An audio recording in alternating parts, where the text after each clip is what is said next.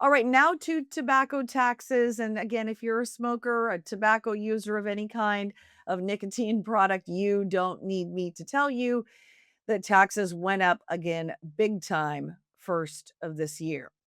State lawmakers expanded also previously untaxed or lightly taxed products, um, which will apply a 95% tax now to all of these. So that means right now, and I had to look this up today because I am not a smoker, so I don't know, but a pack of cigarettes costs on average in the state of Washington 12.29, and that is driven by high state excise taxes of over $3 a pack, and that ranks our state among top 10 for most expensive states for cigarettes. Now, there were some proposals during this legislative session to increase those taxes even further.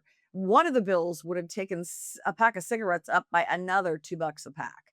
It did not advance.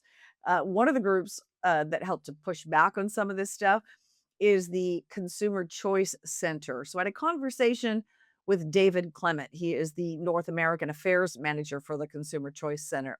And they came out against this year's proposals for higher taxes on products, including flavored products.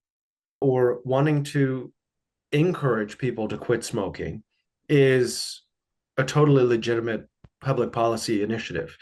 But part of that has to be treating products, especially when it comes to taxation, based on a continuum of risk.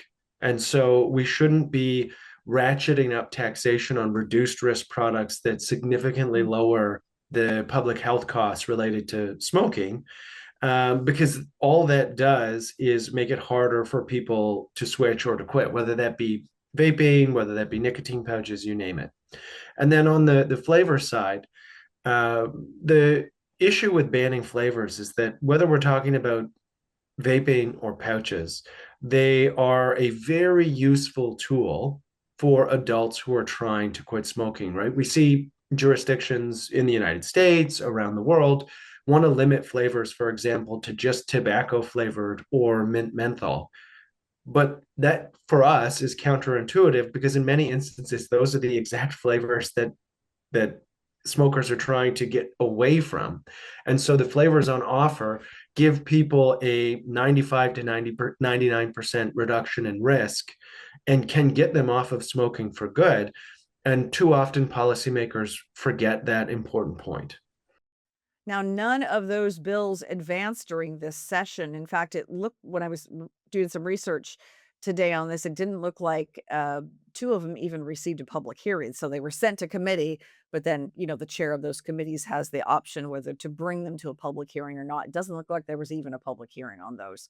So there must have been some knowledge among majority Democrats that this is really unpopular, or we just did this last year. We just have new taxes. We can only go so far.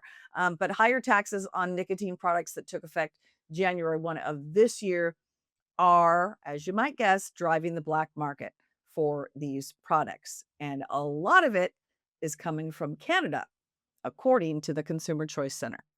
I've done some research on this, the size and scope of illegal production on indigenous reserves and what ends up in the United States, because a huge bulk of the illegal cigarette market in the US is actually coming from Canada. And there is, not to suggest that Donald Trump was right when he complained about Mexican cartel activity in Canada, because I think that he certainly oversold it, but it is a problem. And it is a problem that Canadian legislators really failed to address. So, in terms of north-south trade, Canada, US, that would be primarily through those reserves and coming from Indigenous reserves, some of which straddle the border, which actually offer what would be an unchecked border point between Canada and the United States. So, a huge gray area in terms of border enforcement between Canada and the US on that front. And my concern as someone who does policy work in both Canada and the United States and who is from Canada is the Mexican cartels have capitalized on at least some aspects of that in the illegal trade. And so we as any illegal venture does, if you can find an avenue to make money, you exploit it. And Right. so that is the other potential issue beyond the state not getting tax revenue or the safety of the products that people are buying illegally. Mm. The other implication here is the harder you make it to buy legal products, the bigger the incentive it is for bad actors to enter the illegal space. And in some cases, it is the absolute worst of the worst of those bad actors. Now, of course, supporters of higher tobacco taxes argue it is meant to discourage youth nicotine use, generates new revenue, they say, for public priorities, including education, healthcare, social services. But opponents, make the argument that higher taxes not only significantly raise prices for consumers and place additional financial strain on small businesses that sell these products. Um, but it also fuels the illegal trade. It really does fuel the illegal trade. And the state of Washington is projecting expected tax revenue this year for nicotine taxes at $32 million. We'll see if that actually plays out or if, in fact, the higher taxes have just fueled the illicit trade all the more.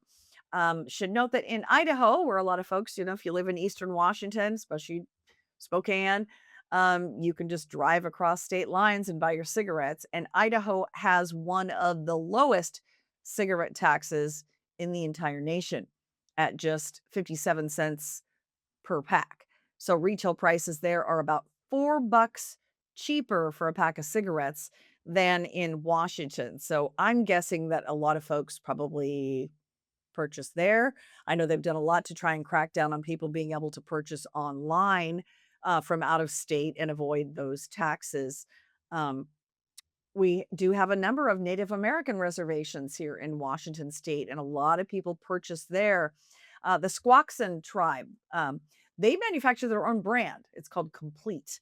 I just had to look that up today. Um, and they're sold tax free to non Indians because they are produced on site. So that can cost $5 to $9 per pack. So that's roughly half the price of cigarettes anywhere else. So they're doing quite a booming business on the reservation for the Squaxins.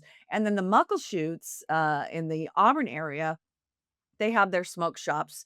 They can often offer lower prices there on some of their name brand cartons, sometimes ranging for a carton of cigarettes anywhere from $118 to $140 compared to 150 plus for off reservation retailers.